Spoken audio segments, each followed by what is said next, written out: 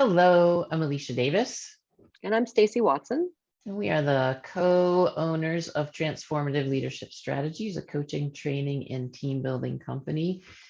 And Stace, as always, we have really amazing clients, and of course, really interesting conversations and challenges that they bring us. And we've been hearing a lot of themes coming up over the last couple of weeks around building trust on teams, haven't we?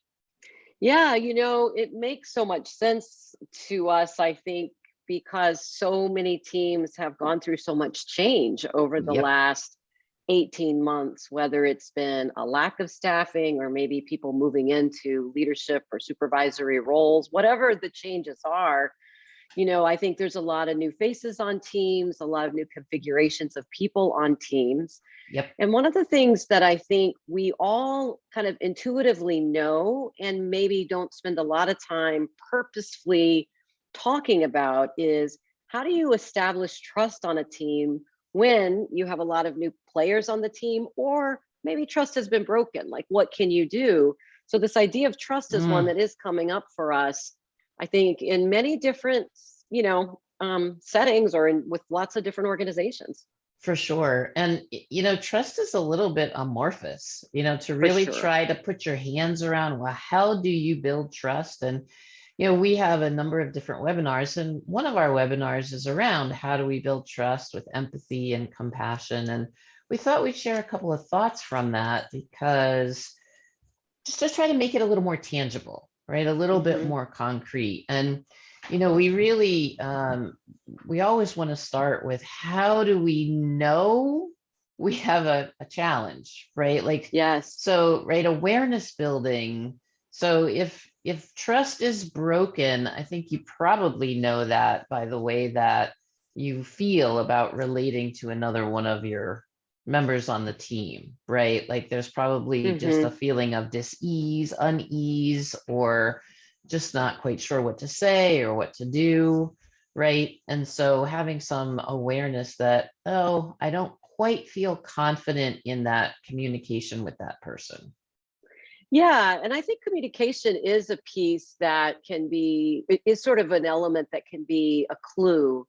Whether the communication is not happening at all, or maybe the communication is not efficient. In other words, people are talking about each other as opposed to each Mm-hmm. other. Mm-hmm. I think those are also signs and symptoms of teams where, again, maybe trust just even hasn't been established because people are new, or there's a little bit of lack of certainty about sort of who to turn to. And so, yeah, I mean, I think having that awareness is so important. And then, of course, with awareness, we also talk about intention. So, what do you want to do about it? How do you go about really deliberately saying, I would like to have a sense of trust be, on this team, be greater on the team. And we talk about a couple of ideas, as we obviously in our webinars and sessions get into more detail, but just at the highest level, we have some thoughts here about how you go about doing that, right? Yeah, and you already said the first one, which is communicate, communicate, communicate, and Mm, this is one of the things that I think that is probably, I mean, universally, it's something that, organizations and teams come to us for. And being really deliberate and really open and vulnerable, especially when there's challenge, yes, that takes a little bit of courage. That takes a for little bit of sure. extra oomph, right?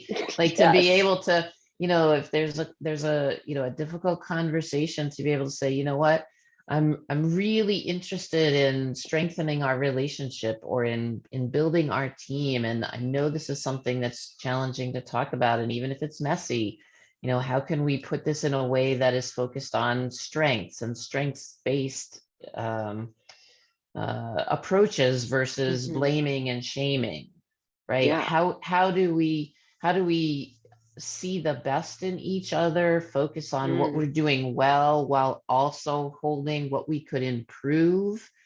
And so it's also that both and, right? So not just focusing on what's wrong or what's not working, it's also about focusing on what are the foundations that we can build on and strengthen even more than we already have, right? Absolutely. And I think just as human beings, we have this tendency to focus on what isn't. We've talked about that in videos in the past. So I think as a leader, when we can always be mindful of successes or even small wins, I think those are all just little bricks that get built on top of each other in sort of this effort to build more trust. And so it's not about avoiding accountability or, people sort of not doing Right. what needs to be done. It's again, as you said, it's the both and. It's making sure everyone's clear about roles and responsibilities and expectations, and also recognizing these are hard days that we are experiencing still, and to be able to celebrate the success that we all can see from time to time, I think can be just a really important part of how we begin to build trust in a team. That's right. And we, of course, would love to hear from you as if this Yes. is a topic or an approach that is something that you're working with or even challenged by. We would certainly love to have a conversation with you. You can always reach us info@tlstransforms.com and reach out. We'd love to talk to you. Thank you Yes, so for much. sure. Thank you.